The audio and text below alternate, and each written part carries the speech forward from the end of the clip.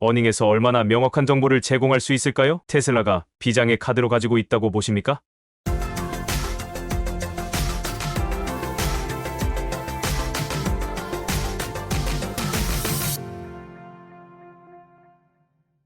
안녕하세요. 오늘의 테슬라 뉴스입니다.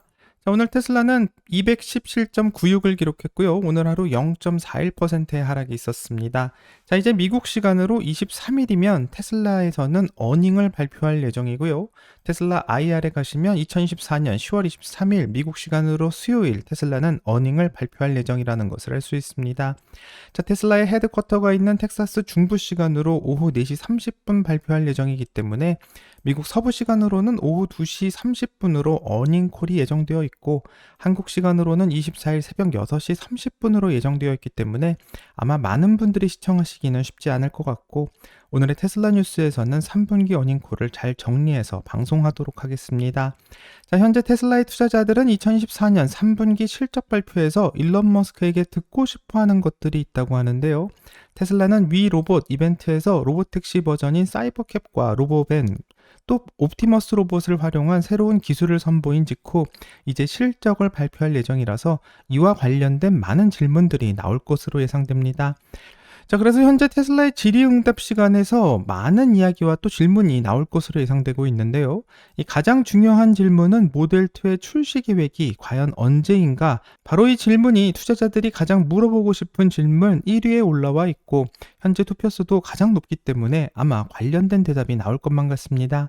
자, 테슬라에서는 사이버캡을 먼저 발표했고요. 이 로보택시를 위한 제품이 될 것이라고 말했으며 또한 사이버캡의 가격이 3만 달러 정도에 출시될 것이라고 언급해 많은 사람들을 기대하게 만들었었는데 이 저가 모델인 모델2에 대해서는 구체적인 언급이 아직 없는 상황이고 그래서 많은 사람들은 테슬라가 25,000달러 가격대의 저가 전기차를 출시할 계획이 있는지에 대해 궁금해하고 있는 것 같습니다. 자율주행이 들어간 사이버캡이 3만 달러라면 이 자율주행이 없는 모델2는 어쩌면 25,000달러 정도면 되지 않을까 싶고요. 그렇다면 이 두 모델은 플랫폼은 같고 이 사람이 운전할 수 있냐 없냐의 여부만 다르지 않을까 생각하게 되는데 아직 모델2에 대한 공식적인 발표가 없기 때문에 정말 많은 사람들이 이에 대해 궁금해하는 것 같습니다. 자, 하지만 일론 머스크는 통상적으로 어닝 발표를 하면서 구체적인 차량 계획에 대해서 언급을 피하는 경향이 있었기 때문에 모델2에 대한 즉답은 안 나올 수도 있고요. 그래서 정말 어떤 이야기를 하는지 3분기 어닝콜이 기대가 되는 것 같습니다.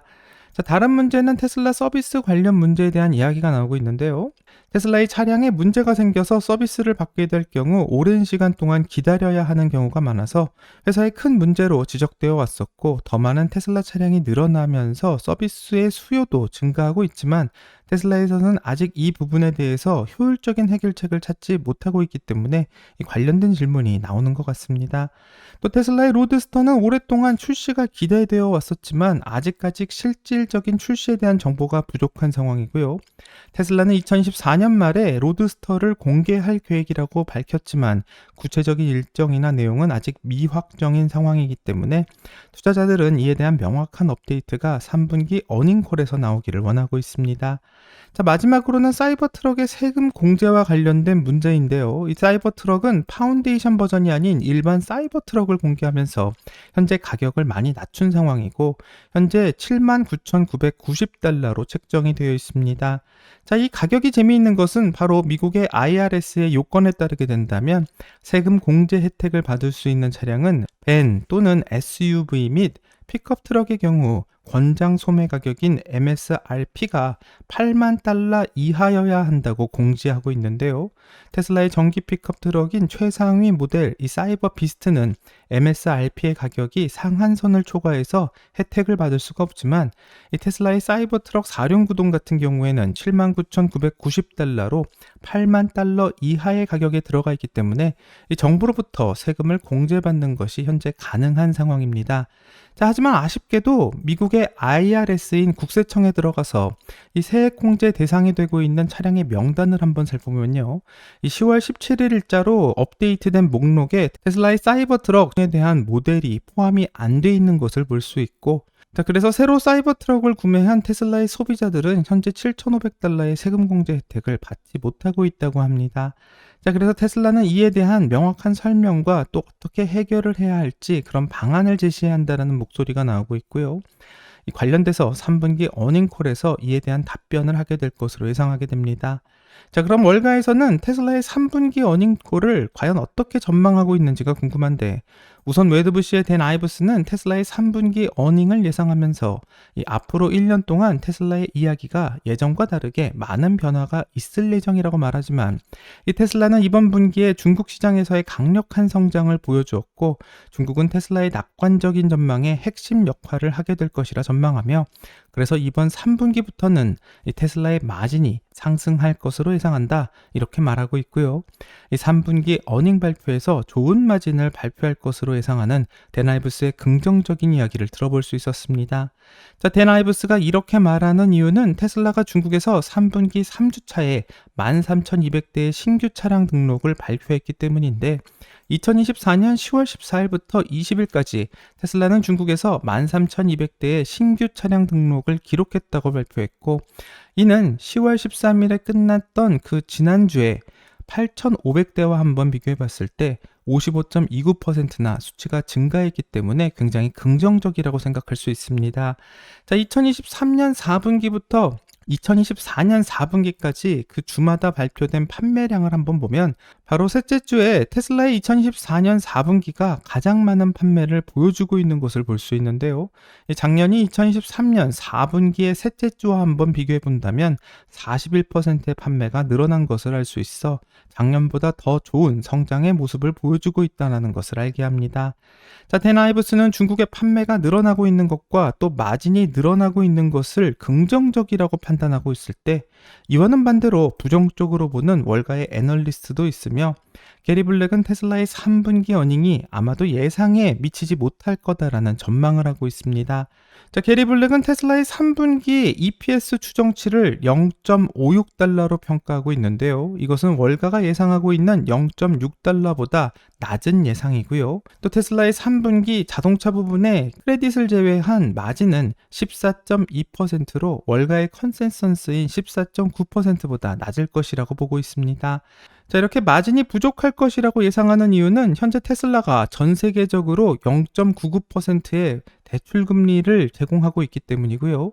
또 3분기에 판매되었던 13,500대의 사이버 트럭에 이 평균 2만 달러의 손실이 발생할 것이라고 예상하고 있기 때문에 테슬라가 3분기 어닝 미스를 할 것이라 예상합니다.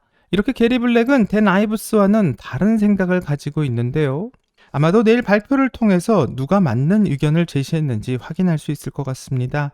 자, 테슬라의 3분기 어닝에 대한 월가의 EPS의 예상은 현재 0.6달러를 예상하고 있고, 과연 계속되는 어닝 미스를 반전시킬 수 있을지 내일 한번 확인해 봐야 될 것 같습니다. 자, 게리 블랙은 테슬라가 과도한 프로모션으로 대출 금리를 낮추었기 때문에 마진이 낮아질 것을 예상하고 있지만, 실제로 테슬라는 연말 목표 달성을 위한 프로모션을 조기에 시작하고 있고, 또 미국 시장에서 제공되는 다양한 혜택을 보게 된다면 테슬라가 2024년 그 목표를 달성하기 위해서 현재 얼마나 적극적으로 노력하고 있는지를 보여주는 것만 같습니다. 자, 미국의 테슬라 사이트에 들어가서 모델 Y를 주문할 때 그 파이낸스 옵션을 한번 보면요, 이 60개월 무이자 할부가 되는 것을 볼 수 있어서 많은 사람들의 구매를 유도하고 있는 상황인데요. 이 고금리 상황임에도 불구하고 테슬라가 0% 할부로 제공을 하고 있다는 것은 이 소비자들에게는 큰 이점이 될 것만 같습니다.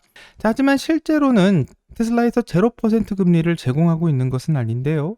지금 보고 있는 계산은 7,500달러의 세금 공제를 포함했을 때의 계산법이고, 이 7,500달러를 제했을 때는 60개월 동안 0.99%의 금리를 적용되는 것을 볼 수 있습니다.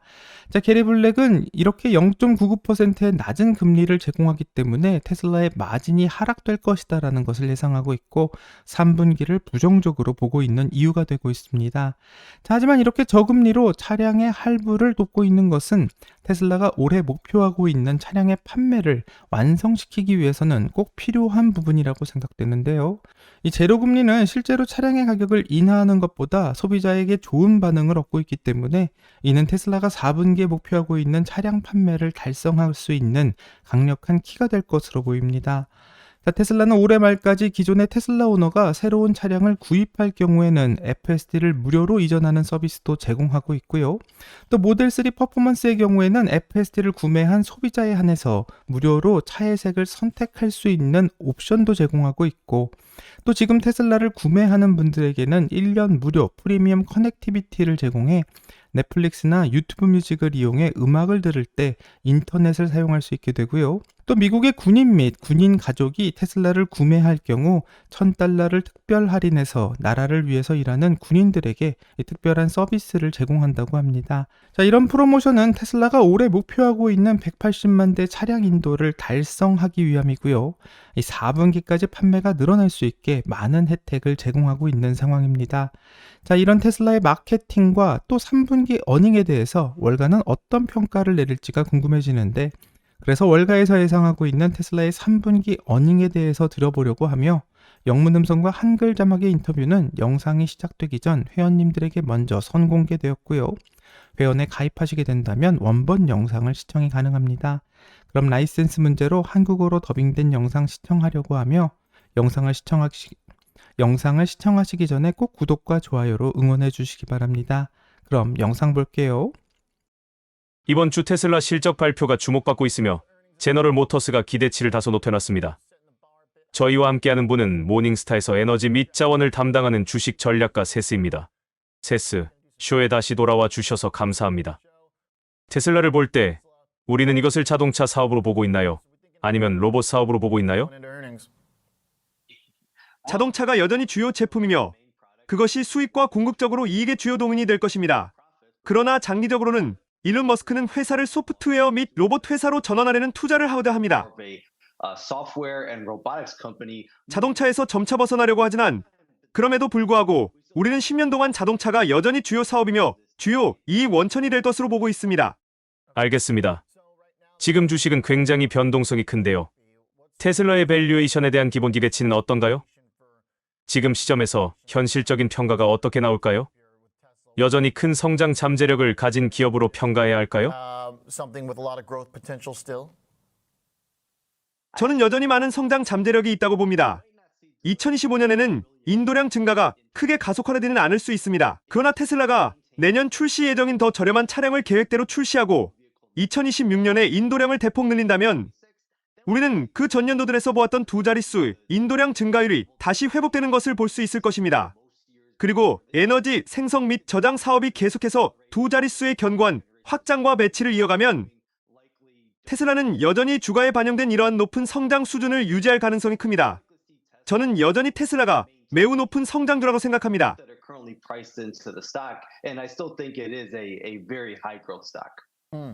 알겠습니다. 그러면 기준은 무엇인가요? 주가 하락을 막기 위해 그들이 무엇을 해야 할까요? 이번 실적 발표에서 가장 중요한 수치는 무엇일까요? 어떤 목표를 달성해야 할까요? 세 가지를 봐야 한다고 생각합니다. 첫째, 자동차 총이익률이 인도량이 다시 증가하면서 어떻게 되는지를 보고 싶습니다. 올해 1분기와 2분기 모두 18.5%를 기록했는데 인도량 증가를 고려할 때 이익률이 그대로 유지되거나 확장되는지를 보고 싶습니다. 둘째, 자율주행 기능의 도입 현황이나 주행 마일에 대한 업데이트를 받고 싶습니다. 왜냐하면 궁극적으로 이 소프트웨어를 훈련시켜 로보택시가 현실이 되는 촉매제라 될 것이기 때문입니다. 셋째, 더 저렴한 차량에 대한 업데이트를 듣고 싶습니다. 그 차량이 내년에 여전히 생산에 들어갈 것인지, 2026년에 두 자릿수 인도량 증가가 가능할지에 대한 일정이 여전히 합리적인지 알고 싶습니다. 이번 실적 발표에서 이 세 가지 질문에 대한 답을 얻길 기대합니다.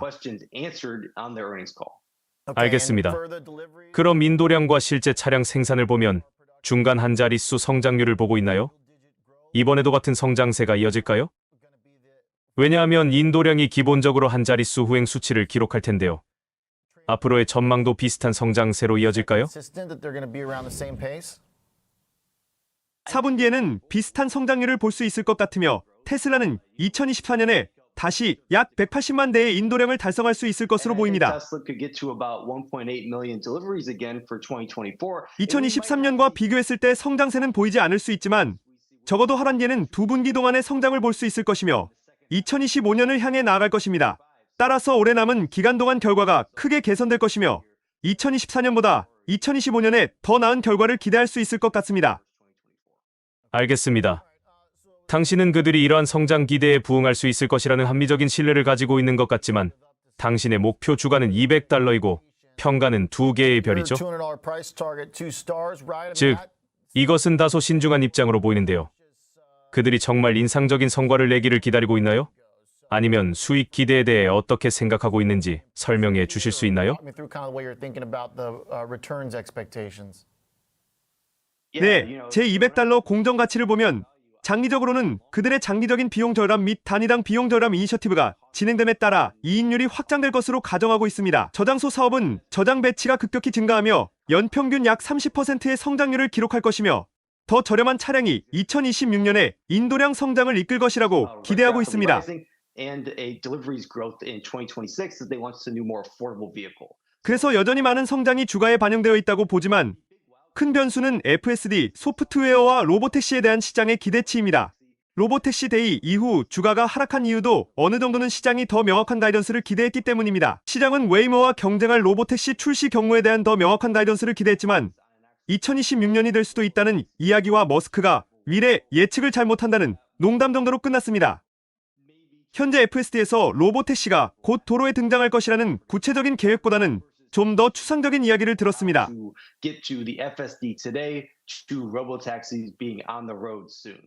알겠습니다. 더 저렴한 차량이 테슬라의 중요한 제품이지만 어닝에서 얼마나 명확한 정보를 제공할 수 있을까요? 테슬라가 비장의 카드로 가지고 있다고 보십니까?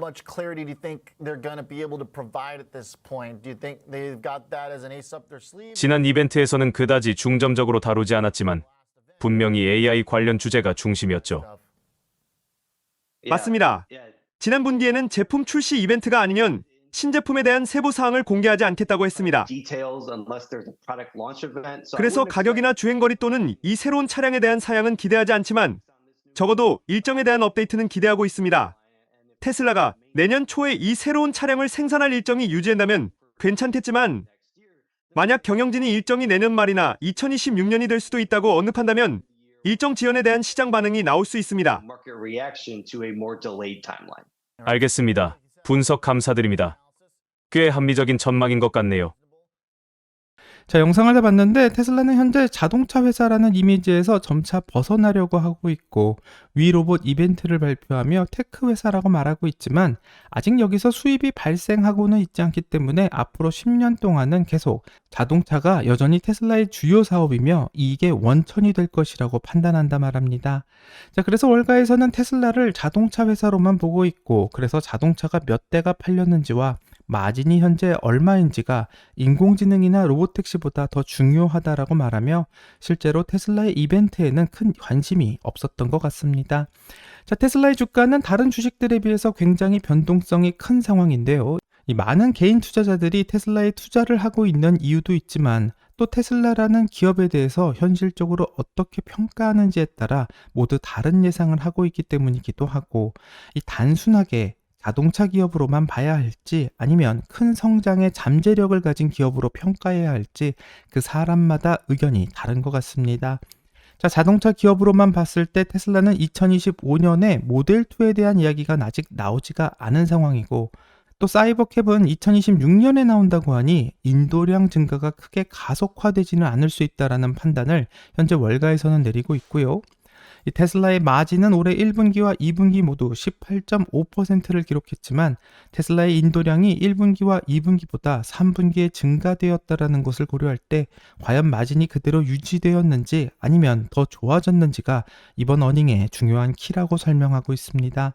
자, 월가나 테슬라의 투자자 모두 테슬라가 만든다고 하는 더 저렴한 차량에 대한 업데이트를 듣고 싶어 하고 있고 만약 이번 어닝에서 테슬라가 이에 대한 이야기를 하게 된다면 정말 비장의 카드가 될 수 있다고 예상하지만 테슬라가 모델2에 대한 생산 일정을 2025년이라고 말하면 주가가 그대로 유지될 터이고 만약 사이버캡과 생산이 같은 2026년이 될 수 있다고 언급한다면 월가는 일정이 지연되었다고 생각해 이에 대한 하락이 나올 수 있다. 이렇게 말하고 있습니다. 자, 이야기를 들어보면 아직 제대로 발표하지도 않은 테슬라의 모델2가 나올지도 안 나올지도 모르는 상황에서 벌써부터 3분기 어닝 발표에서 어닝의 결과보다는 모델2의 발표가 더 중요하다고 말하고 있고, 심지어 모델2의 생산이 내년에 되지 않으면 주가가 하락할 거다라는 예상까지 하고 있어 어닝이 잘 나온다고 하더라도 또 모델2의 핑계를 들어서 주가가 하락하지는 않을까 걱정부터 앞서게 됩니다. 자, 아무튼 이번 3분기 어닝에서 중요한 것은 테슬라의 마진이 어떻게 되는가, 이 점이 중요할 것 같고요. 또 모델2가 정말 나오기는 하는가, 이 점도 중요하게 될 것 같은데, 이 개인적으로는 FSD를 현재 얼마나 많은 사람들이 선택하고 있는지도 알려주면 좋을 것 같지만 큰 기대는 하지 않겠습니다. 자, 월가에서는 테슬라가 비장의 카드인 모델2를 3분기 어닝에서 꺼내 2025년을 기대하게 만들면 좋겠다라는 이야기를 하고 있는데, 과연 일론 머스크가 그런 선택을 하게 될지 같이 어닝 발표를 기대해 보겠습니다. 여기까지가 오늘의 테슬라 뉴스고요. 오늘 영상이 도움이 되셨다면 구독과 좋아요 그리고 알람 설정 부탁드립니다. 오늘 좋은 하루 되시고요. 오늘의 테슬라 뉴스는 내일 또 새로운 소식으로 다시 찾아오겠습니다. 감사합니다.